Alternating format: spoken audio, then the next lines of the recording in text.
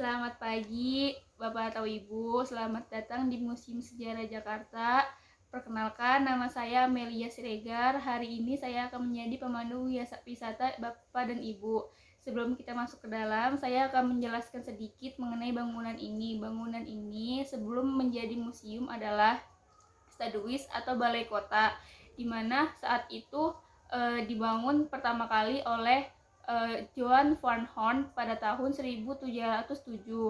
Kemudian pembangunan itu selesai pada masanya Gubernur Jenderal Abraham van Riebeeck pada tanggal 10 Juli 1710. Kemudian diserahkan ke Pemda DKI dan diresmikan oleh Muhammad Ali Sadikin pada tanggal 30 Maret 1974. Ketika Jayakarta dihancurkan oleh VOC pada tahun 1619, beberapa catatan lama itu mengatakan pasukan Jayakarta itu berpindah pergi menuju ke arah timur Batavia, di mana daerah sana itu dikenal sebagai daerah Jatinegara Kaum atau negara sejati. Karena memang berbicara tentang Jayakarta tidaklah putus dengan Kesultanan Banten, karena pada masa pemerintahan Banten saat dipimpin oleh Sultan Agung Banten, sebelum beliau bertahta, beliau merupakan seorang pangeran yang bernama Pangeran Kingkin, yang merupakan kakak ipar dari Fathahillah, anak dari istri dari Banten yang sering dipanggil Nyai Anten, istri dari Sunan Gunung Jati atau Syarif Hidayatullah Cirebon. Karena itu di daerah Jatinegara Kaum masih banyak warga di sana yang menggunakan nama Tubagus yang merupakan gelar dari Kerajaan Banten. Salah satu masjid yang digunakan sebagai penyebaran agama Islam di Jatinegara Kaum adalah Masjid As-Salafiyah.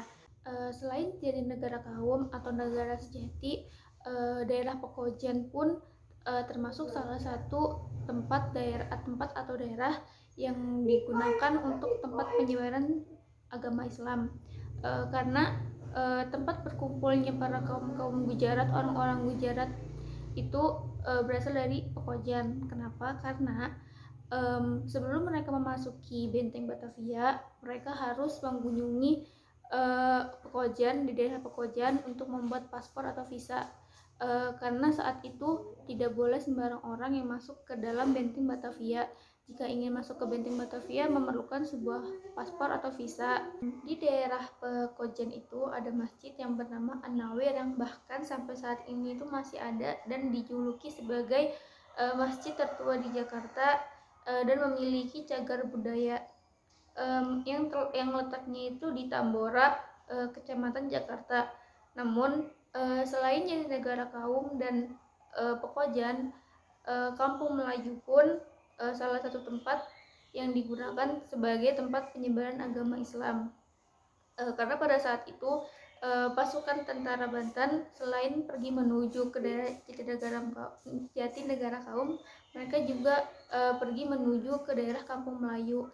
Di Kampung Melayu itu ada masjid tertua juga yang bernama Masjid Al-Atiq. Baik, sekarang kita akan memasuki koleksi yang pertama, di ruangan yang pertama juga, yaitu Gerabah Buni. Gerabah Buni ini ditemukan di berbagai tempat pesisir utara Jawa Barat dan Jawa Timur. Salah satunya adalah di Sungai Ciliwung. Gerabah Buni dibagi menjadi dua. Yang pertama itu gerabah berwarna kemerahan dan gerabah yang berwarna keabu-abuan. Pada masa Belanda, Gerabah Buni ini digunakan sebagai tempat untuk menampung air dan bekal kubur dalam upacara keagamaan. Namun Gerabah Buni ini pun sampai saat ini tuh masih digunakan sebagai tempat untuk menaruh plasenta, yang sekarang itu mengubur plasenta itu digunakan dalam upacara keagamaan. Yang di ruangan selanjutnya adalah di sini tuh ada mimbar Masjid Kampung Baru. Di ruangan ini tuh terdapat lukisan-lukisannya dari Kerajaan Mataram untuk melawan VOC yang pada masa itu tuh dipimpin oleh Jan Pieter Zoekhoorn. Tapi saya hanya akan menjelaskan yang mimbar masjid yang di Kampung Baru. Mimbar ini itu berasal dari Masjid Kampung Baru yang berada di Bandengan yang terletak di selatan Amanusgrad. Sekarang itu Jalan Bandengan Selatan. Mimbar ini itu dibuat pada pertengahan abad ke-18 dan terbuat dari kayu jati. Kita ke koleksi yang ketiga, yaitu dua kursi panjang. Dua kursi panjang ini memiliki model Art Deco, dibuat pada tahun 1920. Ini itu dahulu digunakan di dalam gedung bank. Di sandaran lengannya itu pada sisi kiri dan kanan diukir dengan motif singa bersayap, yang merupakan kombinasi mitologi Islam dan Hindu.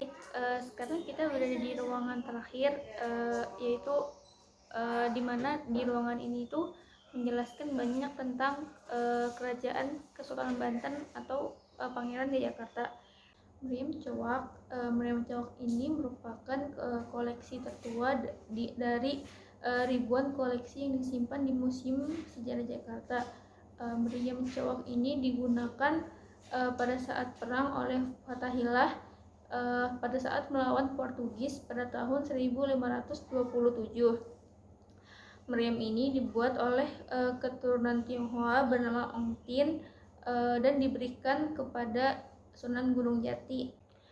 Meriam Cowak ini juga memiliki panjang 234 cm dan lebarnya itu 76 cm dan tingginya itu 79 cm, yang memiliki corak kepala naga. Baik, sekarang kita ada di ruangan pertama di lantai 2. Di dalam ruangan ini banyak keramik-keramik, ada yang dari Palembang, ada yang dari Cina, ada yang dari Eropa. Namun yang berhubungan dengan Islam hanya keramik dari Eropa, karena keramik Eropa ini memiliki ukiran dengan menggunakan bahasa Arab. Keramik Eropa ini dibuat pada abad ke-19 dengan cap perusahaan Maastricht dari Belanda, yang memiliki hiasan kaligrafi Arab bertuliskan ayat-ayat suci. Namun tampaknya ayat ini itu ditulis oleh orang yang tidak paham karena banyak kata-kata yang terpotong. Baik, mungkin itu saja penjelasan dari saya mengenai Museum Kesejarahan Jakarta.